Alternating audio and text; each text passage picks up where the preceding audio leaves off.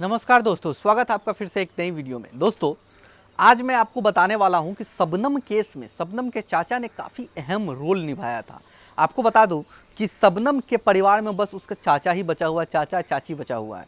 और इस वजह से जो आपसी रिश्ता होता है शबनम का, शबनम के पिता का, शबनम के घरवाले के साथ शबनम का, उसको डिफाइन करने के लिए बस एक ही आदमी बचा था, वो है शबनम का चाचा, बताने के लिए पुलिस को। इसलिए पुलिस से सारी पूछताछ जो होती है, एक गवाह के तौर पे शबनम के चाचा ने ही सामने आगे बढ़ाया था अपना। अब जो गांव का हालत क्या होता है, आपको पता होगा कि गांव में कुछ घटना होती है ऐसे जिसको बढ़ा चढ़ा करके बहुत ज़्यादा तेल मसाला लगा करके लोग एक एक को कहता है तो दूसरा और भी उसको बढ़ा चढ़ा के कहता है। तो इस बीच शबनम के चाचा ने गांव वाले को मतलब पूरी तरह से जो एक नई कहानी रच के सुनाया है पूरे गांव वालों को शबनम के खिलाफ। हालांकि शबनम ने जो किया है वो तो खुद ही एक बड़ी कह सकते हैं कि एक सोच भी नहीं सकता एक आम आदमी इस तरह का हरकत शबनम ने किया।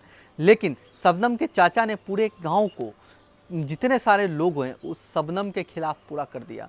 यानी सब कुछ शबनम के चाचा ने पूरी तरह से गांव वाले को अपने बातों में फंसाया है, अपनी बातों में बताया है कि शबनम ने किस तरह से पहले भी वो करती थी, शबनम का कैरेक्टर इस तरह का है, शबनम उस तरह की थी, शबनम उस तरह की थी।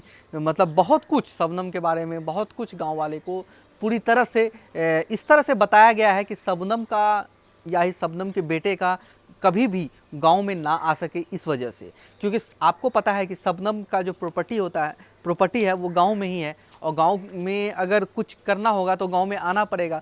तो इस वजह से शबनम के चाचा ने पूरी तरह से प्लान बना करके गांव वाले को इस तरह से समझाया है, इस तरह से मतलब फंसाया है अपनी बातों में कि शबनम का ना ही बेटा आ सकता है, ना ही शबनम, तो बात ही हटा दीजिए, शबनम तो है ही नहीं, अब शबनम भी नहीं आ सकती है।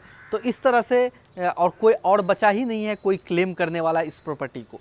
तो पूरी तरह से मतलब कह सकते हैं कि प्रॉपर्टी पे बस एक ही आदमी का हक है, वो है शबनम का चाचा। तो दोस्तों, ये पूरी जो कह सकते हैं कि शबनम के फांसी के बाद जो होगा वो सब कुछ चाचा ने तैयार करके रखा है। यानी सारी प्रॉपर्टी जो होगी वो अब उस चाचा की होगी और चाची की होगी। तो देखते हैं क्या इसमें कोई अदालत इंटरफेयर करता है उस प्रॉपर्टी में, या फिर अदालत कोई ऐसा फैसला सुनाता है जिसमें ये सारी प्रॉपर्टी शबनम के बेटे ताज को दिया जाए। देखते हैं क्या अपडेट आता है। जो भी अपडेट आएगी आपको सबसे पहले हमारे चैनल के माध्यम से आप तक पहुंच जाएगी।